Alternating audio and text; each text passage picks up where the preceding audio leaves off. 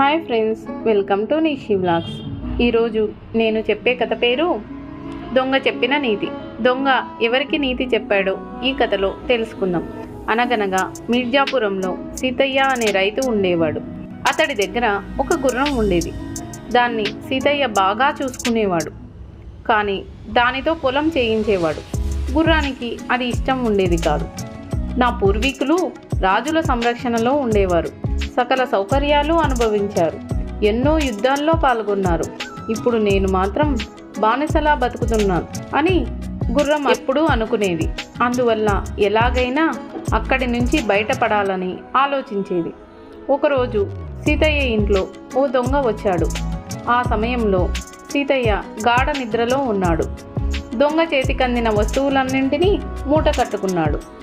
జరుగుతున్నదంతా గుర్రం చూస్తూ ఉంది. కానీ యజమానిని మాత్రం అప్రమత్తం చేయలేదు.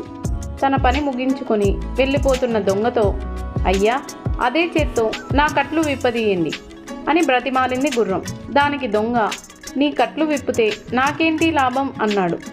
అప్పుడు గుర్రం ఏమీ ఆలోచించకుండా, కావాలంటే నన్ను కూడా నీ వెంట తీసుకెళ్ళు, జీవితాంతం నీకు సేవ చేస్తూ పడి ఉంటాను అని ప్రాధేయపడింది. దాని మాటలు విన్న దొంగ ఒక్క క్షణం ఆలోచించి చిన్నగా నవ్వాడు. నేను దొంగను, నీకు ఆ విషయం ఇప్పటికే అర్థమై ఉండాలి. నేను దొంగతనం చేస్తున్నానని తెలిసి కూడా నువ్వు నీ యజమానిని నిద్ర లేపలేదు అంటే నిన్ను పోషిస్తున్న యజమాని పట్ల నీకు కృతజ్ఞత లేదు. నీలాంటి దాన్ని వెంట ఉంచుకోవడం ఎప్పటికైనా ప్రమాదమే అని అక్కడి నుంచి వెళ్ళిపోయాడు. దొంగకు ఉన్న నీతి కూడా తనకు లేకపోయింది అని విచారిస్తూ గుర్రం మౌనంగా ఉండిపోయింది. ఆ తర్వాతి నుంచి అది యజమాని చెప్పిన పనిని చేస్తూ కృతజ్ఞతతో మెలగసాగింది.